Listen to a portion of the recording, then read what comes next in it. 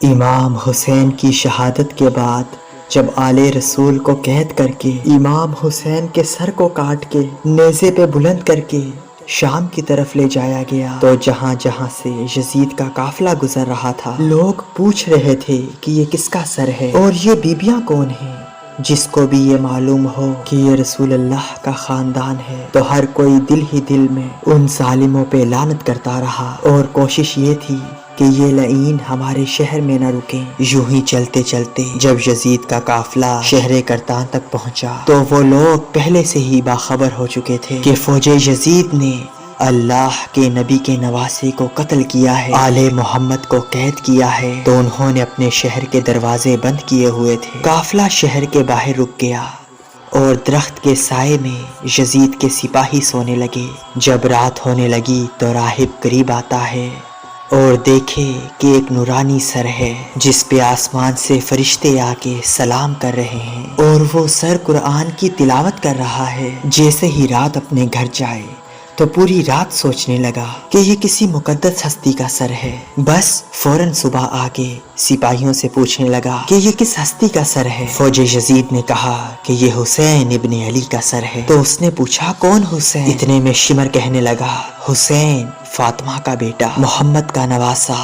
وہ چیخ کے زمین پہ بیٹھ گیا اور کہنے لگا کتنے بدبخت ہو، اپنے رسول کے نواسے کو ہی قتل کر دیا، اور یہ عورتیں کون ہیں؟ شمر کہنے لگا کہ یہ رسول اللہ کی نواسیاں ہیں، بیٹیاں ہیں۔ وہ رو رو کے کہنے لگا کہ اے شمر مجھے اس مقدس سر کو ایک رات کے لیے دے دو۔ شمر کہنے لگا یہ قافلہ شام جا کے رکے گا کیونکہ ہمیں یزید سے بہت بڑا انعام ملنا ہے۔ راہب نے کہا کہ میرے پاس 10,000 درہم ہے، اگر ایک رات کے لیے یہ سر دے دو تو وہ میں تمہیں دے دوں گا۔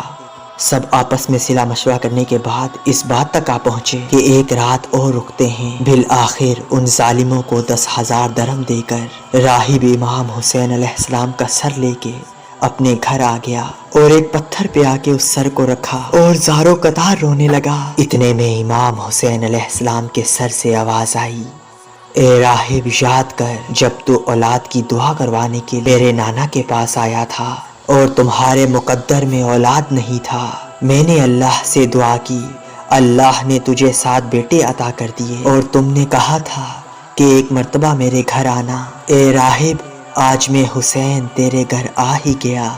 بس جیسے ہی امام حسین کے سر سے یہ آواز سنی راہب زور زور سے رونے لگا اور کہنے لگا اے میرے آقا حسین مجھے معاف کیجئے گا، اگر مجھے معلوم ہوتا تو میں بھی آپ کے قدموں پہ قربان ہوتا۔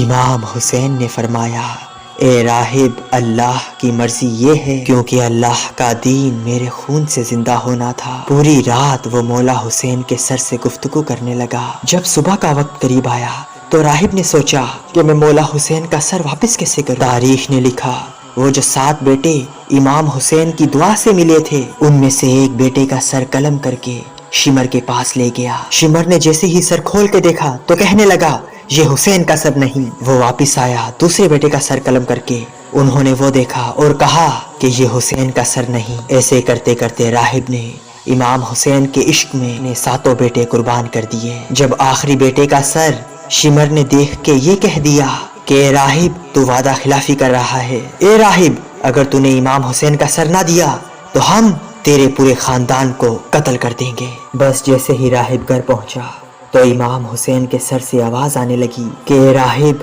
اپنے سارے بیٹوں کے سر ان کے جسم کے ساتھ رکھو، اللہ کے کرم سے تمہارے سارے بیٹے زندہ ہو جائیں گے، اور میرے سر کو اٹھاؤ اور فوج یزید کے حوالے کر دو کیونکہ یہ اللہ کی مرضی ہے، ہمیں شام تک پہنچنا ہے اور ہر بازار ہر گلی سے گزر کر قرآن کی تلاوت سنانی ہے، میری بہن زینب کو خطبے دینے ہیں اور ایک ایک بازار سے گزرتے ہوئے اسلام کی تبلیغ کرنی ہے۔ تو بس اس راہب نے اپنے تمام بیٹوں کے سر ان کے جسم پر رکھے تو اللہ کے کرم سے وہ سارے کے سارے بیٹے زندہ ہو گئے۔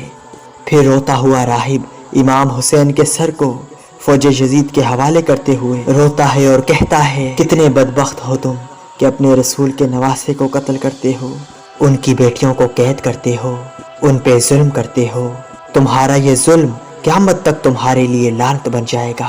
آج بھی اس پتھر سے خون نکلتا ہے جس پتھر پہ امام حسین علیہ السلام کے سر مبارک کو رکھا گیا تھا۔ کیونکہ شہید کبھی مرتا نہیں اور خون نحق کبھی چھپتا نہیں۔